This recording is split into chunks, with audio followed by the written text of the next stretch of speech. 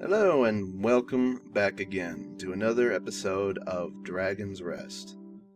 I changed the name, of course, at the last minute, apparently.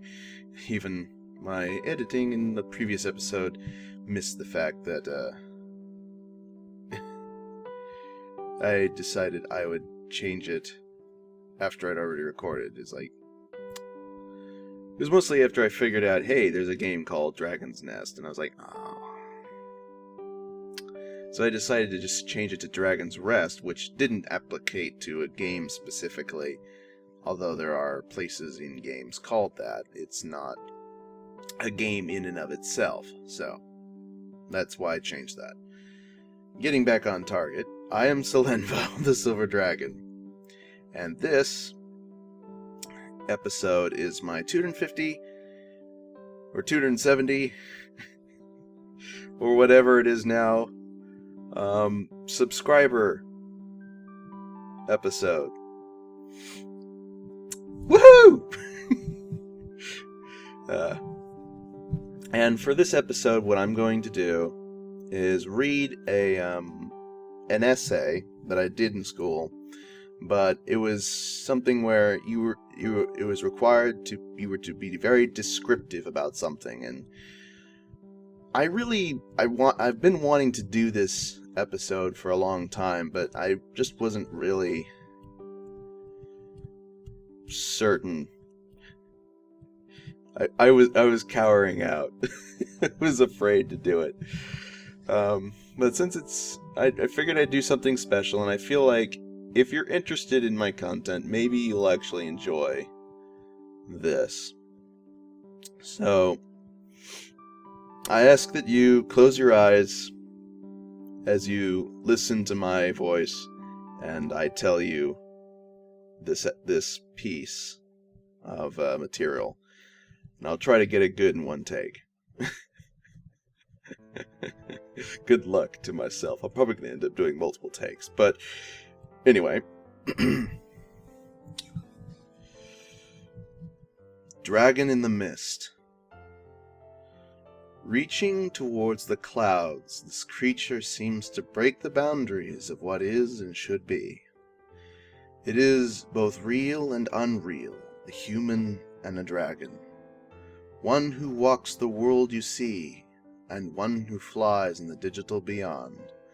A person that is bound up with the avatar, interwoven so deeply that contact with reality fades at their touch. Selenvo, the Silver Dragon. Outside a digital hero, inside a human mind. To understand where I bring this character from, you must first look into the sum of the history of what an avatar is, and my final definition of it. The name Avatar came first from Avatarus, effectively meaning descendants or incarnations of Vishnu, a Hinduism deity.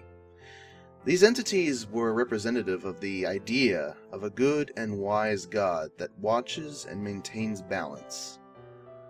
The meaning of Avatar then was stretched from its source when people in the modern era took this idea and figured it fit well for representations of characters on a screen in a box that you could control.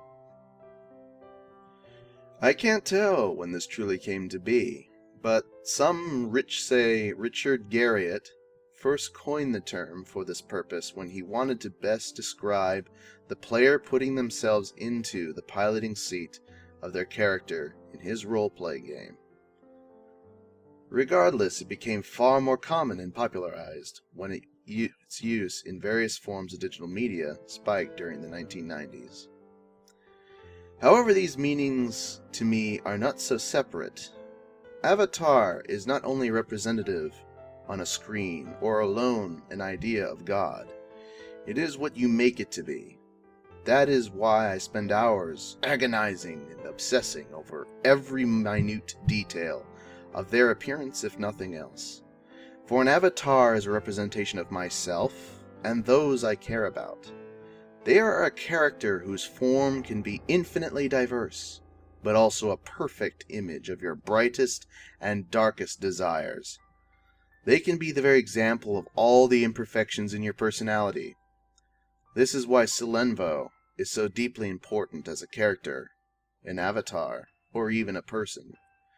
He strongly represents me and what I seek to be. Like a tower that stands firm against all storms, he stands as a wonder of the ages. Silver crystal adorns his hide in place of scales, but they shine like metal in the bright sun. His deep blue eyes are piercing, yet calm and meek. His wings are of white and azure feathers. They ripple in the breeze. A cloud-white mane strikes back from his neck and over to the side, not unlike a great steed. His sleek body differs great strength, but not bulk with muscle. His legs are curious in nature, affording an easy shift from four-footed running to two-legged walking. Finally, nearing the tip of his long, slender tail, you will find a daggered fan of fur striking out. Where dragons would normally breathe fire, Silenvo bellows forth many elements and magics from the ether. In the realm from which he hails, his might is unmatched as he twists and bends reality, forming portals for travel to any destination, or to peer through time. It is for he alone a realm of mystery, a fortress suspended between worlds exists. Crafted and shared, but simply labeled Fort Myst. Outside his domain, however, he is a digital memory, lost in a medium where he does what he can to help others in their time of need, through words and creative thought. Alone in his realm of solitude, Silenvo resides, wondrous unto itself, though bereft of the diverse reality of social interaction. His home amongst the stars is lost in the mind. Like Asgard, it is a paradise island suspended over a gaping void, with strange structures and countless environments held within its sphere of influence. The isle glows softly from the lone sun that hangs not too far from the curious realm. Each environment is a memory from adventures through digital worlds, fantasy books, and the imagination. Centerpiece to this island of wonder is a grand fortress that dwarfs the greatest of man's wonders, as each brick is miles long and miles wide. A titanic castle that never ceases before infinity, as its architecture folds on itself like hyperdimensional objects. It is here he rests his days and nights while venturing off to watch and aid the mortal realms. However, one more detail abides in this strange image. I who am and he who I wish to be are indeed one. Thus I speak for him, though I wish he could speak for me. Where he would sacrifice all to help others first, I am often a lazy coward. He would make all his projects a reality, where I stand in a daze between each moment in between. I think that I desire infinity when you see what I have crafted and imagined.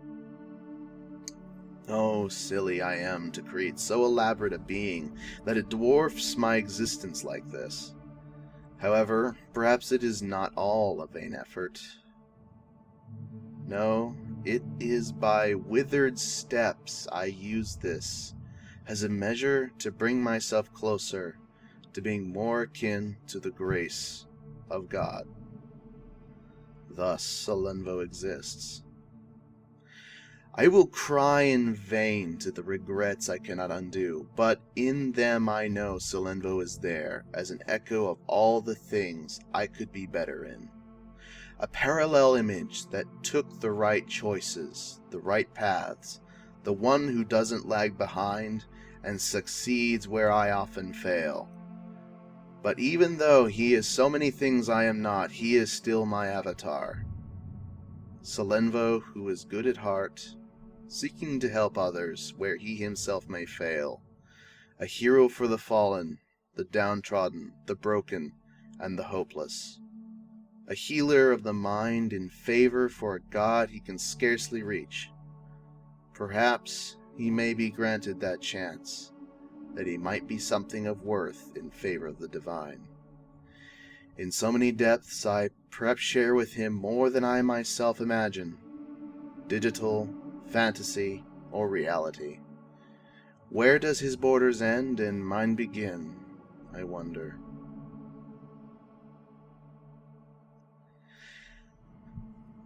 I hope you enjoyed that reading of Dragon of the Myst.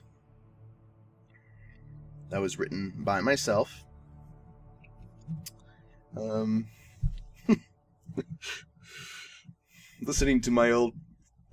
Reading my old work, it leaves me almost